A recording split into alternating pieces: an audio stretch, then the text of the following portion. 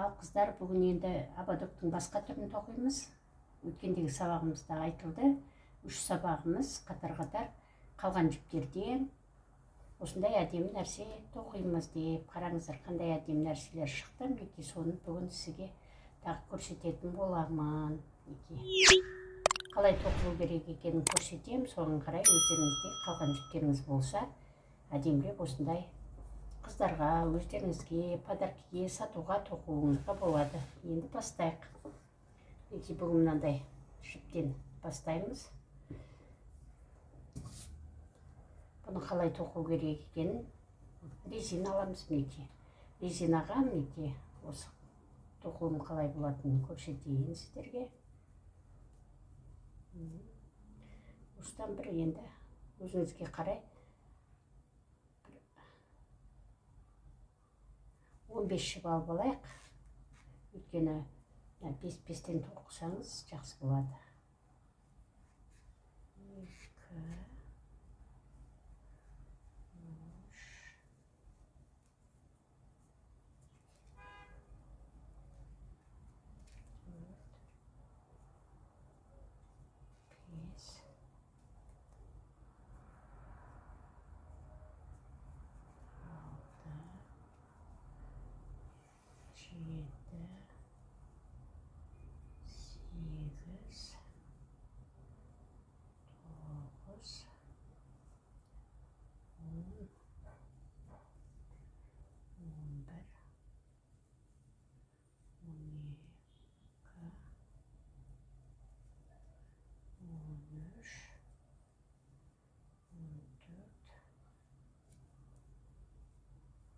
2, 3, резинаға тоқыластыр. 15 тағы бір 3 қосайық. 16, 17, 18 болды. Енді осы 18 жіпті 3-ке бөліп алыңыздар. Өйткені кейін осындай ободок шығарамыз. 3-ке бөліп аласыздар, сонда 6 жіптен болады. 6 жіптің әрқайсысын набирать етесіз, тоқып аласыз. Қазір бір жіп көтеруге алып алыңыз, содан кейін не? 1, 2, 3, 4, 5, 6 жіп алып алдыңыз. Енді осы 6 жіпті ұзын қып тоқып аласыз. Сосын тағы 6 жіп, одан кейін тағы 6 жіпті набирать етесіз. Тағы да көтеру үшін әрқашан бір жіпті көтеруге алып алыңыз, тоқып алыңыз. Енді 6 жіпті үнемі санап отырыңыз. 1, 2, 3, 4, 5,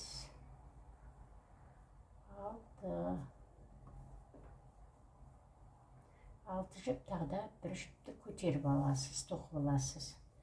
Осы бойынша өзіңіздің басыңыздың размеріне қарай, өлшеміне қарай басыңызды өлшеп аласыз да, сол ұзындықта тоқи бересіз.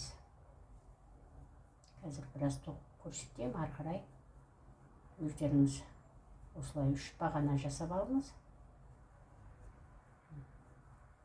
Өте қиындығы жоқ. Әдемі тоқылады, жеңіл тоқылады. Сіздер уже үйрендіңіздер. Бірінші қадамды тоқып үйрендіңіздер. Осы бірінші қадам, екінші қадаммен және үшінші қадаммен неше түрлі ободоктар, неше түрлі ленталар, шашбау бәрін тоқуға болады. Сумкалар, сумочкалар тоқуға болады. Қалған жіптеріңізді тастамаңыздар. Мына осылай әдемілеп тоқып аласыз. Қазір біраз тоққаннан кейін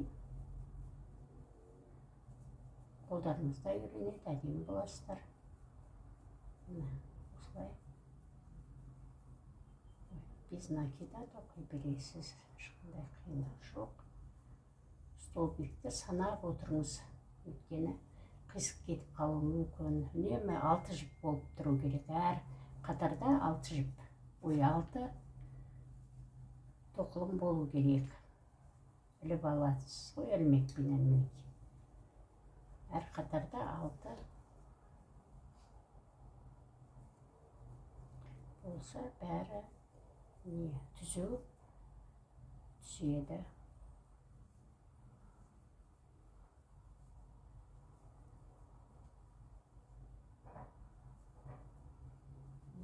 Тоқтыңыздар ғой. Міне енді осыны тоқып ұзыннан өзіңізге лайықты ұзындықты тоқып біткеннен кейін мына жерден 6 жіп, дәл осылай 6 жіпті алып тағы тоқып ұзыннан сол ұзындыққа дейін жеткізесіз. Одан кейін оны біткесін үшінші 6-лықты аласыз да, оны да ұзыннан тоқып, үшеуін біркелкі қылып тоқып аласыз. Екі ұзын қылып үшінші қатарымызды тоқып жатырмыз. Қараңыздар, қандай әдемі болып шығып жатыр, е? Үш қатар болып тоқылу өте тез. Көп уақытыңызды алмайды. Қазір уже болып қалдық. Ең соңында қалай аяқтау керек екенін көрсетемін.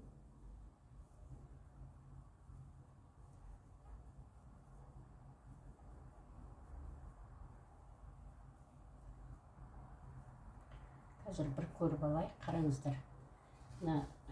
Резинаға осындай 3 бағана тігіп алдыңыз, енді осыны өлшейсіз. Үшеуі бірдей болды ма? Екеуі бірдей болды, мына бақан. Бірдей болды мінекей, қараңыздар. Бірдей болды. Енді осымен қазір резинамыздың екінші жағын тігетін боламыз. Ешқандай жіпті қимаңыздар. Мінекей. Бұны енді ары қарай не істейміз? Мына резинаға тігу үшін бұны біз шаш сияқты өреміз, қараңыздар. Ешқандай қиындығы жоқ. Шаш өре аласыздар ғой, мінекей отырыңызда. Ешқандай қыспай еш нәрсені. Әдемілеп былай өріп аласыз.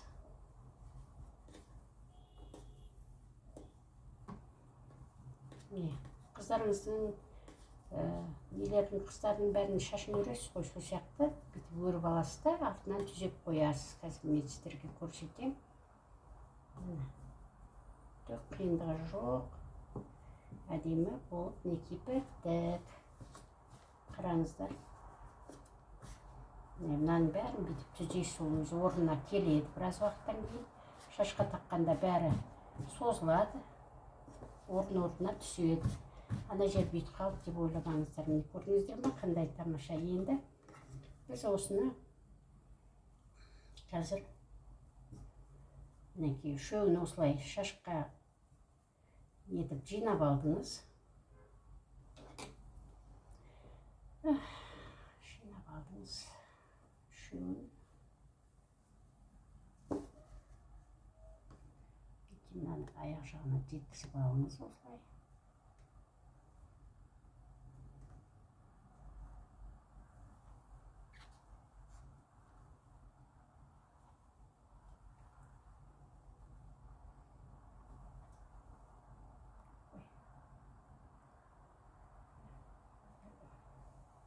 Бітер кезде кішкене қиын сияқты болып қалады, бірақ қорықпаңыздар. Мен үшеуін әдемілеп мінекей бір қатарға қойып тоқып алыңыздар.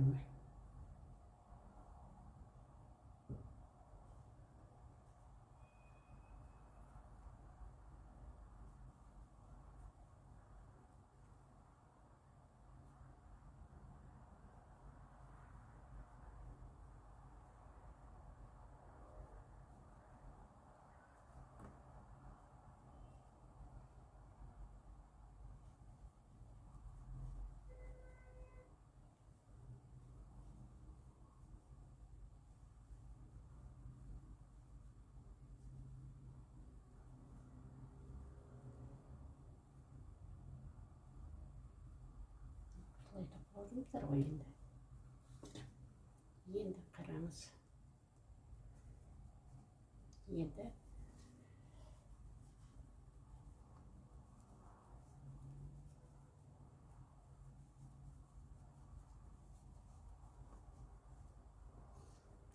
міне екінші жағындағы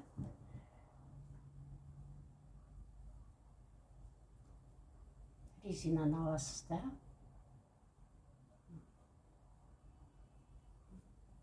Осылай тоқып аласыз.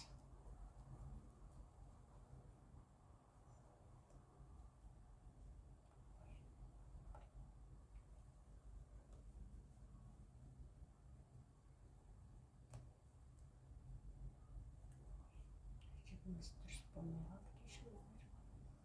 Кей кезде болады осылай.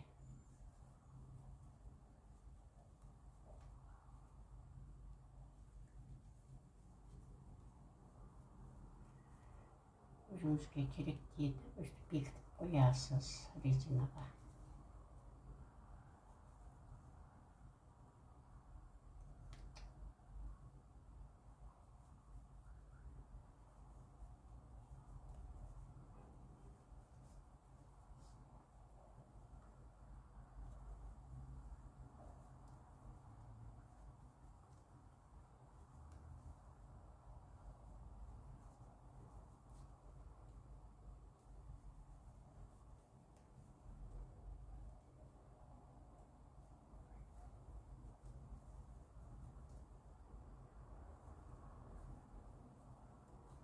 Осылай бекітіп қойдыңыз. Енді қараңыз, не былай болып шықты. Мынаны кішкене жинайсыз. Мына жерін жинайсыз, сонда сіздің ободогыңыз дайын болды. Енді қараңыз, қандай әдемі шықты қыздар, қараңдар. Қолыңыздан не келеді деп ойламаңыз. Қолыңызда тоқымай үрген кезінде ойлап бәрін тоқи бересіз. Міне өте әдемі шықты. Резина күзге, көктемге, жазға, кей кезде боран соғып, жауын жауып тұрғанда құлаққа кие салуға өте жақсы, шашты да жақсы ұстап тұрады. Рахмет қыздар.